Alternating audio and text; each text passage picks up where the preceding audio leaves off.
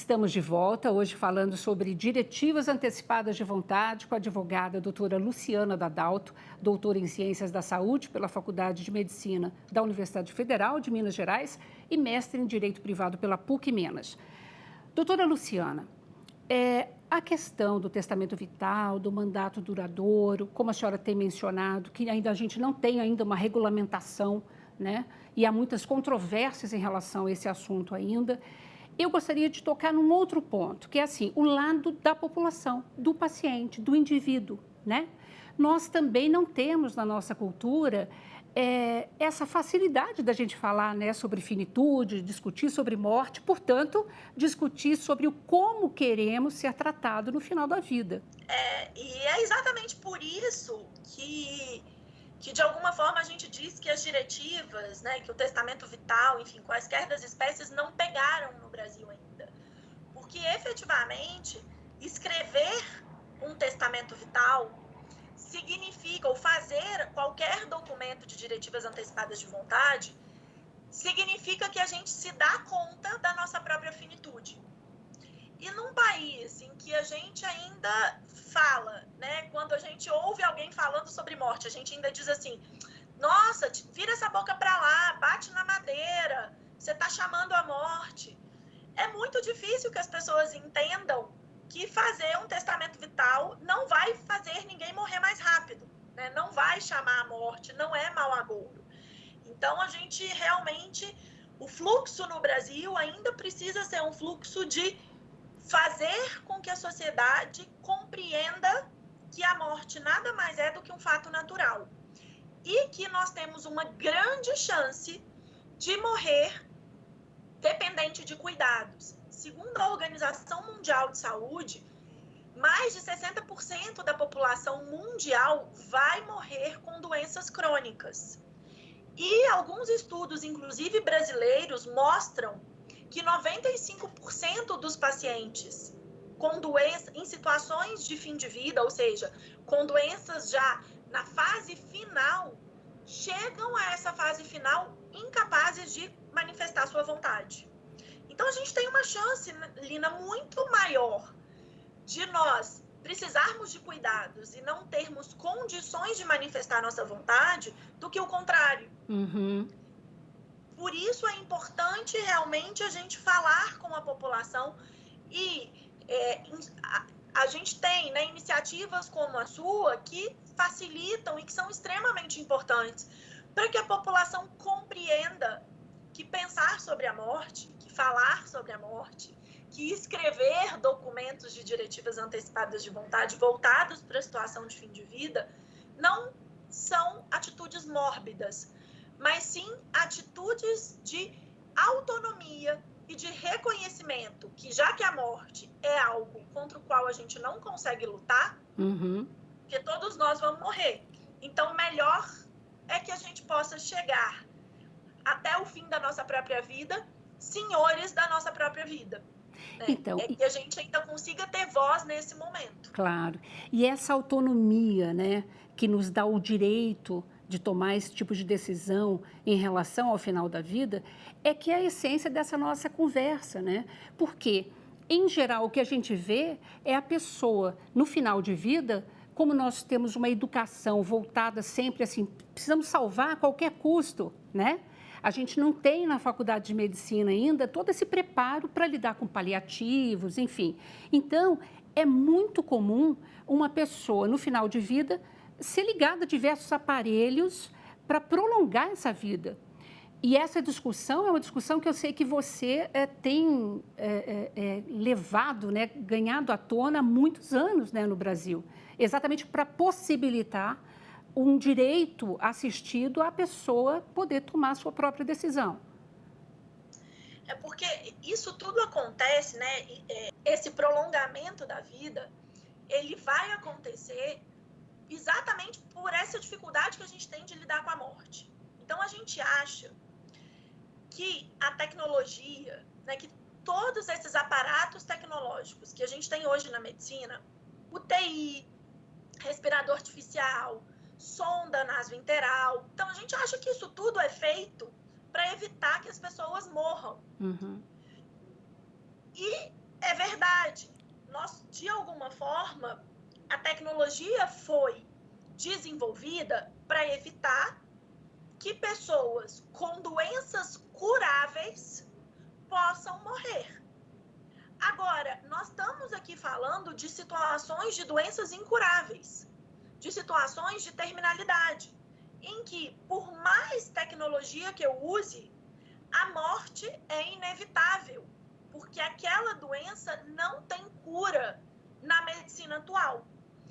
E aí, nessas discussões de fim de vida, a gente tem uma confusão entre utilização de tecnologia e cuidado. É muito comum que as famílias de pessoas que estão com doenças incuráveis, já numa situação de terminalidade, entendam que cuidar desses pacientes significa dar a ele todas essas tecnologias. Mas a gente precisa entender que as tecnologias têm indicações. E esse aparato tecnológico que prolonga a vida acaba por prolongar uma vida que é meramente biológica. A gente evita que o coração pare de bater e que as funções encefálicas percam a atividade. Mas essa pessoa, na maior parte das vezes, já não tem vida biográfica há muito tempo. Por quê? Vamos pensar assim, no caso clássico, uma pessoa que está em coma, ligada, que tem 95 anos, na fase final de Alzheimer, e que está ligada a um monte de aparelhos. Esse paciente já não consegue exercer a sua biografia há muito tempo. Então, eu posso, se eu olhar para vida e morte como uma dicotomia que se aplica à biografia, eu posso dizer que essa pessoa está morta há muito tempo. Porque há muito tempo ela não consegue mais viver como ela gostaria de viver. Isso acontece porque a gente tem uma ideia moral de vida que ainda é muito baseada numa ideia de biologia. E o caminho, né, a grande batalha aí para dar dignidade no fim da vida é o reconhecimento de que uma vida digna e uma morte digna, elas vão acontecer quando a pessoa consegue chegar até o final da própria vida exercendo a sua biografia. Perfeito. Ou seja, nós temos que ampliar esse nosso olhar mesmo, né? E outra questão que é muito frequente em termos de dúvida da população é assim, não tem certo ou errado, né, doutora Luciana? Eu posso escolher uma morte natural, deixar o fluxo natural da morte ocorrer, não me ligar em aparelhos, caso isso seja viável, né, na minha solicitação ali no meu testamento vital, como, na verdade, eu também posso escolher, por favor, façam de tudo para me manter viva a qualquer preço. Não tem certo ou errado, é uma decisão de cunho muito individual? Então, mais ou menos. A priori, sim. Agora, se o que eu estou pedindo viola as normas éticas, aí eu tenho limitação de autonomia. Então, nós precisamos entender que, assim, o testamento vital é um documento de manifestação de autonomia. Mas, como qualquer manifestação de ato autônomo, ele tem limites. E ele tem limites na lei e tem limites nas normas éticas. Então, por exemplo, no Brasil, eu não posso usar do meu testamento vital para pedir a abreviação da minha vida, para pedir que o médico injete uma substância e me mate. Isso é eutanásia. Na Holanda, país em que a eutanásia é permitido, as pessoas pedem eutanásia por meio do testamento vital, que não é possível no Brasil. Ok. Se nós entendermos que a distanásia, ou seja, a utilização de determinados procedimentos que não têm indicação para aquela patologia, são também atos antiéticos, eu não posso forçar o médico a praticar um ato contrário à ética médica em mim. O que acontece, Lina, especificamente em relação à distanásia, é que o Brasil ainda não tem maturidade, é uma questão cultural mesmo. A gente ainda não tem maturidade para compreender que não existe benefício para o paciente na utilização de determinados procedimentos em fim de vida. Mas isso, eu volto a dizer, é uma questão cultural e a gente não muda a cultura do dia para a noite. Existe uma pesquisa de 2016 que foi publicada pela The Economist, uma revista americana, e essa pesquisa foi feita em parceria com uma organização não governamental americana que se chama Kaiser Foundation. E essa pesquisa ligou para brasileiros, para japoneses, para italianos e para americanos e fez perguntas sobre vontades em fim de vida. Uma dessas perguntas era: o que para você é importante no fim da sua vida?